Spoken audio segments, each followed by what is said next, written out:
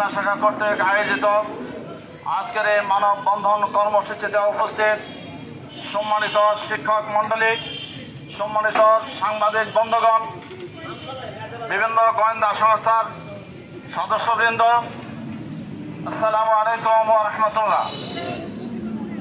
আজকের এই বৃষ্টি ভেজা দিনে শিক্ষকরা রাজপথে নেমে এসেছে তাদের পেটের রুটি রুজির জন্য। আমরা জানি এবং সবাই আমরা একই কথা বলি, শিক্ষকরা হচ্ছে জাতি গড়ার কারিগর। অথচ এটা আমরা শুধু মুখোমুখি বলি। এদেশের শতকরা 90% শিক্ষার্থীকে শিক্ষা প্রদান করে বেসরকারি স্কুল কলেজ মাদ্রাসার শিক্ষকগণ। অথচ এই বেসরকারি স্কুল কলেজ মাদ্রাসার শিক্ষকরা সবচেয়ে তারা অবহেলিত। একজন স্কুল শিক্ষক যখন কর্মজীবনে প্রবেশ করেন, বিশ্ববিদ্যালয়ের সর্বোচ্চ ডিগ্রি নিয়ে যখন প্রবেশ করা হয়, তার বেতন ভাতা সর্বমোট 14,000 টাকা। তাকে 1,000 টাকা বাড়ি ভাড়া দেওয়া হয়। এর মধ্যে এই 14,000 টাকা দিয়ে এই যুগে এই সময় একজন শিক্ষক কিভাবে তার জীবন যাপন করতে পারে? আমরা যখন আমাদের ক্লাসে গিয়ে ছেলেমেয়েদেরকে জিজ্ঞাসা করি, তোমরা ভবিষ্যতে কি হতে চাও?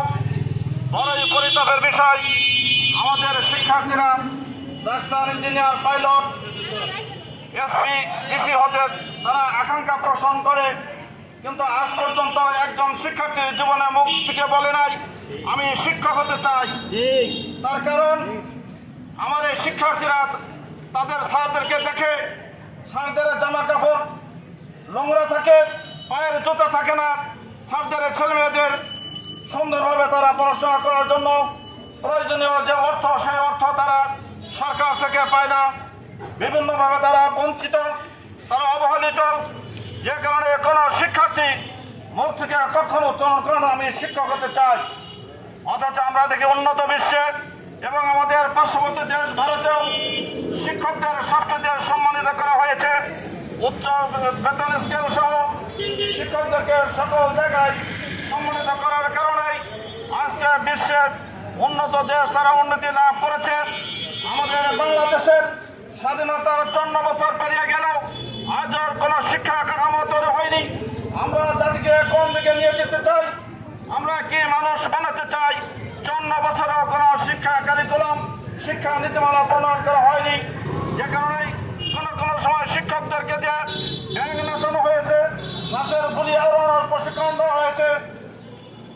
যে কারণে শিক্ষার্থীরা ভালো মানুষ হিসেবে তারা গড়ে উঠছে না।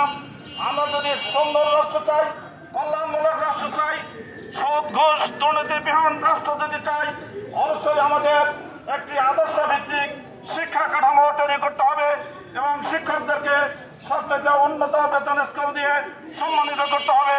তবেই আমাদের দেশ উন্নতি লাভ করবে। আমরা আজকের এই সরকারকে জানিয়ে দিতে চাই, আজকের বেসরকারি স্কুল কলেজ মাদ্রাসার শিক্ষকদেরকে রাজপথ থেকে সরিয়ে নিন, তাদের দাবি মেনে নিন এবং জাতীয়করণের যে সিদ্ধান্ত আগে নেওয়া হয়েছে সেই জাতীয়করণের অবিলম্বে ঘোষণা দিয়ে আপনাদেরকে অনুরোধ করব এই শিক্ষক সমাজকে রাজপথ থেকে ফিরে নেওয়ার জন্য। সম্মানিত সাংবাদিক বন্ধুগণ, আমরা এখানে যে দাবি তোলা দিয়েছি, আমাদের সাথে এই দেশের কিন্ডারগার্টেনের একটা বিরাট অংশ ছেলেমেয়েরা যারা পড়াশোনা করে তাদেরকে বৃত্তি পরীক্ষায় অংশগ্রহণের সুযোগ দেওয়া হয় না। আমরা এই সমাবেশ থেকে সারা বাংলাদেশের সকল কিন্ডারগার্টেনের শিক্ষার্থীদেরকে প্রাইমারি বৃত্তি পরীক্ষায় অংশগ্রহণের সুযোগ দেওয়ার জন্য আমরা অনুরোধ করছি। সম্মানিত শিক্ষক মণ্ডলী, আমরা আগামী দিনে যে কর্মসূচি ঘোষণা করা হবে, আদর্শ শিক্ষক ফেডারেশনের মাধ্যমে আমরা সকল কর্মসূচিতে অংশগ্রহণ করব। এই কথাগুলো বলে সকলকে ধন্যবাদ জানিয়ে আজকের কর্মসূচি এখানেই সমাপ্ত করছি।